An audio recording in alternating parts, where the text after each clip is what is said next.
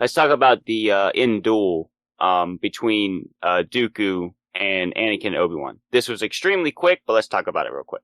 Yes, I did want to touch on this too. So one thing I do want to point out too is not a lot of people realize is Obi-Wan's considered like a really good really skilled Jedi, but he never on screen beat Dooku in a duel. Yeah. And I do have some thoughts with that, but and I don't want to take anything away from Dooku's sword skill. But I've heard that obviously Dooku was like one of the best swords duelists of that era, maybe ever. Which is really shown within episode 2, like how quickly he dismantles Obi-Wan and Anakin. Like I forgot how short that fight was. Even Anakin dual-wielding lightsabers, which to most combatants would completely overwhelm them, but Dooku easily. I think a lot of it had to do with the fact that Anakin wasn't as skilled with dual wielding, but yeah, like you said, it still usually would overpower someone, but Dooku's just that skilled. But Dooku easily disarmed Anakin. Yeah, he only had the second lightsaber for like maybe 30 seconds at most. Yeah. Then 30 seconds after that, he got disarmed. Literally, yeah. Yeah. Also, what is it with Star Wars? Also, what is it with Star Wars and dismembering its main characters? I don't know. But I think part of that is the again, like you're talking about with the symbolism between Jango Fett's jetpack getting or not functioning before he dies. I think part of that is like the duel at the end of the second movie. Anakin loses his arm, and Luke in Empire, his second movie, the duel at the end of his second movie, he loses his hand. I think that's part of the symbolism there.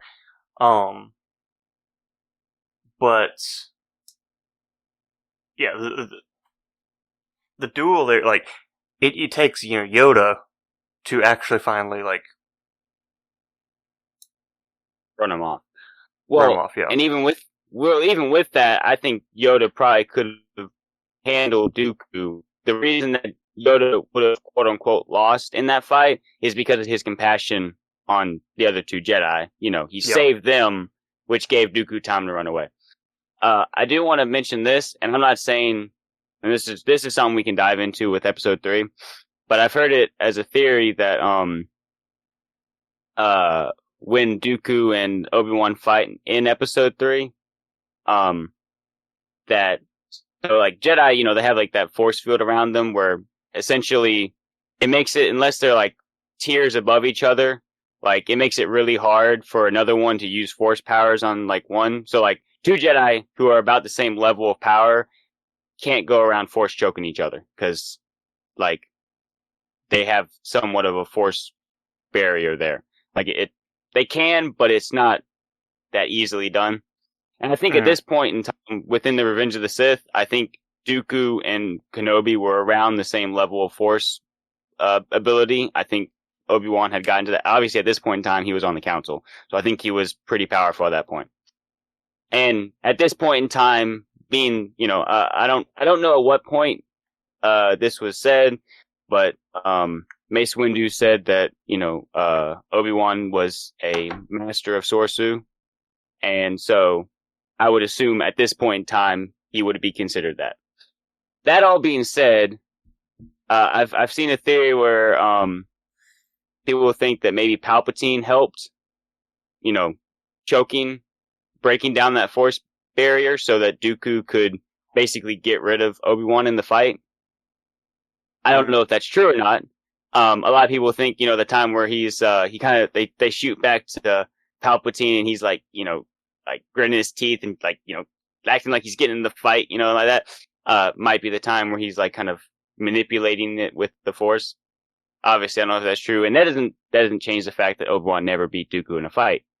I just think that's an interesting thing to mention, and I definitely think that Obi-Wan in Attack of the Clones was severely overmatched at that point. I mean, Dooku had been a Jedi Master in the Order for years, and then, has turned to the dark side and started unlocking new powers, so he was well out of Kenobi's class, but yeah, we'll go through and break down the our thoughts on the Revenge of the Sith fight scenes when the time comes. Yeah. But for now, yeah, I think.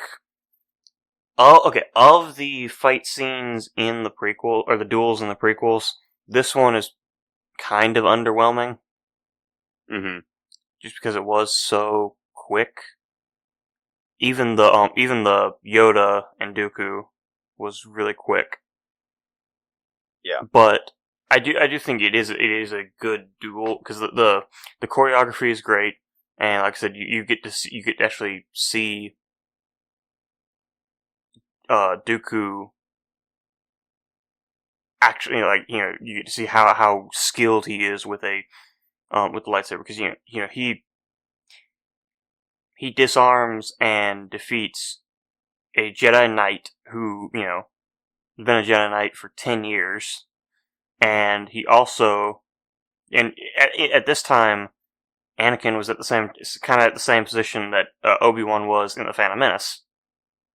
He's technically a Padawan, but he's pretty much ready to take the trials, because we also see it that he does take the trials and becomes a Jedi Knight between the end of Attack of the Clones and the beginning of Clone Wars.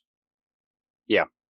So and that's that time gap can't be any more than a year. It's probably less than 6 months.